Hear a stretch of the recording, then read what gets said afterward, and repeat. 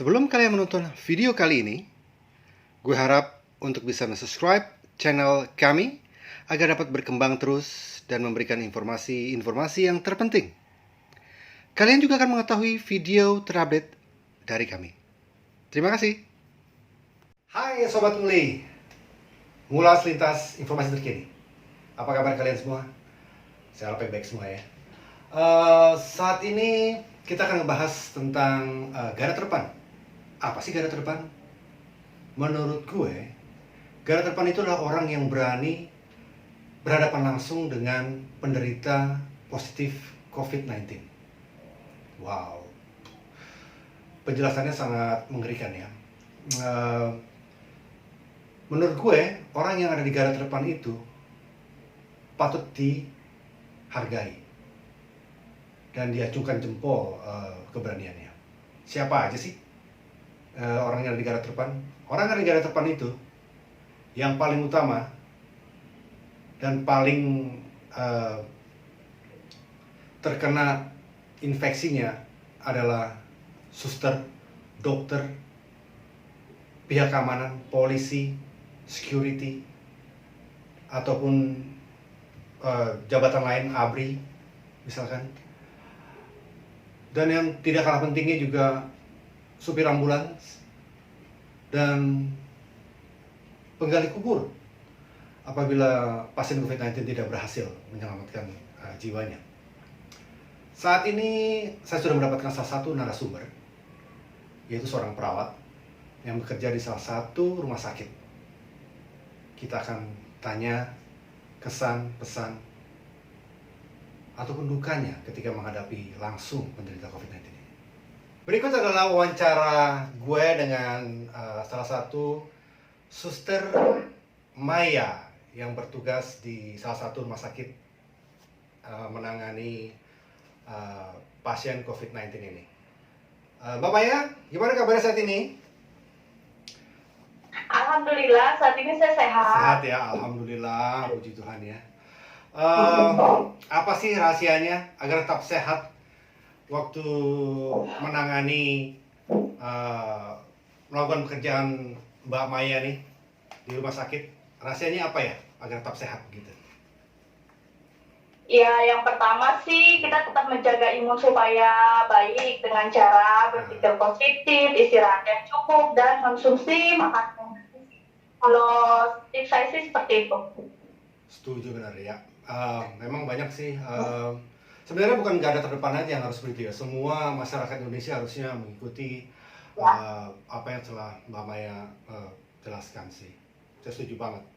Kan banyak petugas ya yang telah dikategorikan sebagai petugas garda terdepan.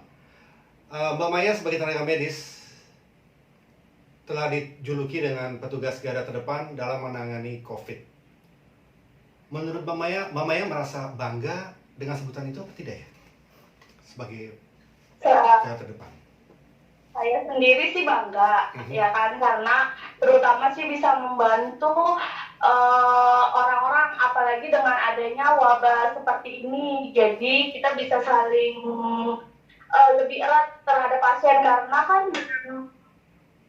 penanganan pasien COVID ini sendiri kan dia tidak bisa ditunggu oleh keluarganya. Jadi kita sangat lebih berperan lah sebagai pengganti keluarganya. Iya ya. Apa ada bangga dan takut juga nggak kira jadi satu gitu? Awalnya sih takut, ya kan, kita nggak puas, nanti kalau ternyata kita beneran kena nih, apalagi kan teman-teman medis kita kan, yang lainnya, dokter, perawat, dan sebagainya kan ada yang sampai gugur juga kan. Iya. Dengan nanganin ini. Tapi ya memang itu udah tugas kita, udah sumpah kita seperti itu, mau nggak mau ya kita jalani. Masalah nanti kedepannya seperti apa itu sudah ditentukan oleh yang di atas, sama Tuhan. Setuju sekali Mbak Maya. Saya salut dengan tekad Mbak Maya. Mungkin saya tidak bisa di posisi Mbak Maya ya kalau kira-kira seperti ini. Tapi Mbak Maya telah memilih jalan yang benar sih menurut saya. Sebagai garda terdepan kan ya Mbak, kan pemerintah telah memberikan fasilitas ya seperti konsumsi, tempat tinggal. Apa Mbak Maya puas dengan apa yang telah diberikan pemerintah saat ini? Kita merasa puas, berarti masih ada beberapa apa namanya, terutama pemerintah dan atasan kita lah yang peduli terhadap kita tim medis gitu terutama. Iya ya. Lalu bagaimana Mbak Maya kesehari-hariannya berkomunikasi dengan keluarga? Yang saya tahu kan garda terdepan itu tidak dianjurkan untuk pulang ke rumah ya, untuk bertemu dengan keluarga. Iya. Ya. Terus apakah Mbak paling Maya lewat telepon saja atau video call seperti itu?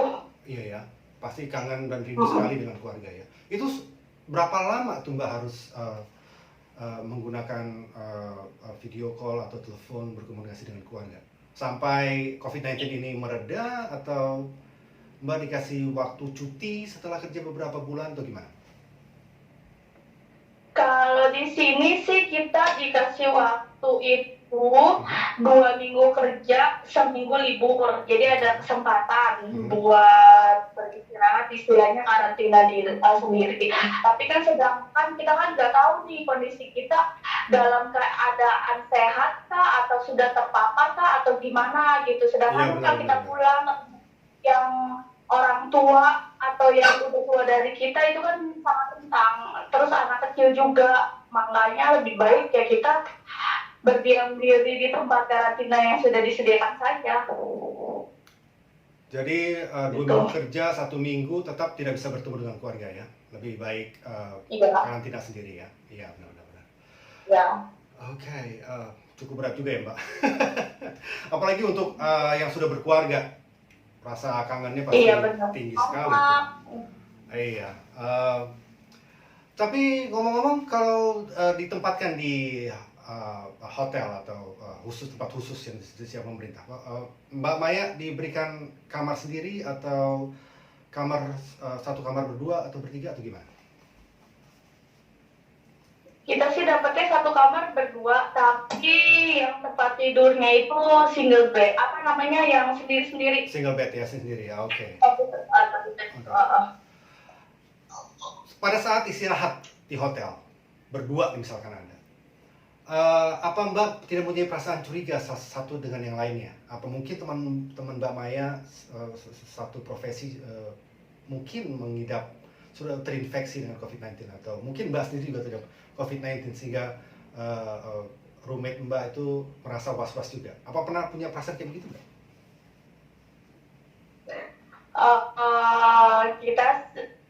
Kita sih semuanya sebenarnya sih takutnya wah ini orang positif atau gimana. Tapi ya semua sih emang kita udah dulukinnya kan kita ODP orang dalam pengawasan kan kalau tim medis itu. Tapi kan kita belum bisa disebut orang penyakit COVID atau enggak. Tapi dilihat lagi nanti dari pemeriksaan dan lainnya. Ya cuma kita sih jaga jarak tapi nggak terlihat lah ke teman sekamar buat jaga jaraknya gimana atau gimana gitu. Kita juga kan nggak selalu ketemu karena kan kita sip-sipan kan juga berbeda. Oh iya, oke. Paling seperti Oke. Saya penasaran aja nih, Mbak. Ketika menjalankan tugas, sebelum menjalankan tugas, apakah Mbak Maya dites dulu, rapid test atau swab test sebelum menjalankan tugas? Kita sebelum terjun ke ruang COVID itu, kita diperiksa dulu di rapid test, istilahnya di MCU. MCU? Terus diperiksa semua dari ronsen lab, terus rapid test, dan semuanya bagus, kita bisa diterjunkan. Nanti dalam waktu senggang 1 bulan kita dicek ulang. Oh, jadi setiap sebulan sekali dicek ulang ya? Oke. Ya. Jadi cukup aman ya. Ya. Menurut Mbak Maya, misalkan nih Mbak Maya berhadapan dengan harus tidur sekamar dengan teman satu profesi ya. Mbak Maya pasti punya tanda-tanda dong, ciri-ciri gimana sih orang sudah terinfeksi COVID-19. Kalau di rumah sakit kita udah tahu ya, mereka udah dites kan. Tapi kan secara visual kita kan bisa ngeliat gitu ya, ciri-cirinya apa sih? Biasanya dia sih yang paling khas itu demam. Dia terus ada batuk sih kadang-kadang enggak secara, biasanya paling khas itu dia demam ataupun dia lagi berpergian.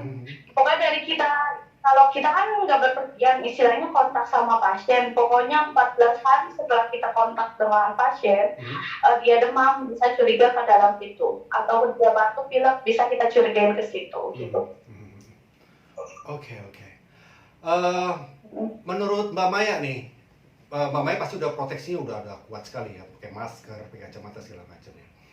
Menurut Mbak Maya, masker kain atau masker yang tidak disetujui atau misalnya seperti yang dipakai di kalangan medis ya, seperti masker kain, itu benar-benar bisa menahan terinfeksi corona atau mungkin cuma setengahnya atau tidak sama sekali? Apa yang harus kita perbuat kalau kita masker yang masyarakat punya ini kan bukan masker yang mahal ya Mbak ya, masker yang mereka buat sendiri gitu loh. Menurut Mbak itu efektif nggak sih yang mereka sudah pergunakan saat ini? Misalkan masker kain, masker yang tidak dipakai oleh tenaga medis. Yang sudah dipakai sama orang-orang di jalan. Iya. Menurut kalau masker bahan itu dia proteksi, hanya mungkin mencegah aja. Dia hanya bisa menyerapnya itu paling 15% lah dari yang virus itu. Makanya kan dianjurkan kalau sudah menggunakan masker itu kita harus 3 jam atau 4 jam ganti yang baru. Istilahnya ganti yang sudah bersih gitu. Beda dengan masker medis. Kalau masker medis gimana? Apa mereka sekali pakai dibuang, ganti baru atau gimana? Masker medis sekali pakai. Kalau kita kan bolehnya itu bagusnya itu tertutup terus. Kalau udah kita terbuka, kita turunin atau kita udah nggak pakai harus kita buang. Nggak bisa itu. Tapi cuman dia kan bertahannya bisa agak lama, beda sama masker bahan. Kalau bahan 3 jam wajib diganti. Gitu ya. Saya pernah dengar nih masker kain itu setelah dipakai terus kita jemur kena matahari, itu katanya kumannya juga bisa hilang ya? Apa itu benar apa enggak ya? Karena kan kumannya itu kalau kena sinar matahari memang bisa mati istilahnya gitu. Makanya kan lebih baik ya dicuci. Beda sama masker medis, kalau itu nggak bisa cuci. Iya ya. Tentang disinfektan nih Mbak sama hand sanitizer ya. Sekarang kan banyak beredar nih disinfektan hand sanitizer yang dibuat dengan cara tradisional untuk mengekat biaya kalau kita beli langsung ke toko. Kan mereka jual pasti mahal-mahal kan pada situasi saat ini. Mereka menggunakan banyaklah seperti rinso yang dimasukin ke dalam air terus disemprot jadi disinfektan gitu kan. Menurut Mbak itu efektif nggak sih? Kalau efektif buat matiin kumannya, matiin kuman ya, dengan cara mereka sendiri seperti rinso dimasukkan beberapa takaran rinso, porsi rinso dimasukkan ke dalam sejumlah air menjadi cairan disinfektan. Terus ada hand. Menurut Mbak gimana tuh? Itu sih apa sih namanya, enggak 100% efektif sih kalau buat yang kayak gitu, desinfektan seperti itu atau hand sanitizer. Dia lebih cepat mati, lebih bagus itu langsung kita dengan sabun air mengalir. Atau kalau buat steril di rumah itu kita dengan cara dilap-lap benda-benda yang mati itu kayak membersihkan. Jadi ada saran dari Mbak Maya sendiri nggak, bentuk disinfektan atau hand sanitizer yang seperti apa sih yang bagus dan murah untuk masyarakat bisa beli atau mereka buat gitu? Punya saran atau ide? Mbak Mai? Desinfektan sih, kalau bikin hand sanitizer bisa dengan alkohol 70%. 70% ya pasti. Bisa, itu efektif banget kan. Iya. Terus aku kalau desinfektannya bisa dengan ini aja, yang Baclean. Baclean ya? Oke. Yang Baclean nanti di cair sama air, jadi 1:1. Itu bisa buat desinfektan. Oke, jadi 1:1 Baclean dengan air untuk disinfektan. Dan untuk hand sanitizer adalah alkohol 70% dicampur dengan air. Berapa perbandingannya? Air 1:1 juga? Oke. Good tips. Pertanyaan terakhir nih, Mbak Maya. Kita lihat di rumah sakit ya, dokter dan para suster itu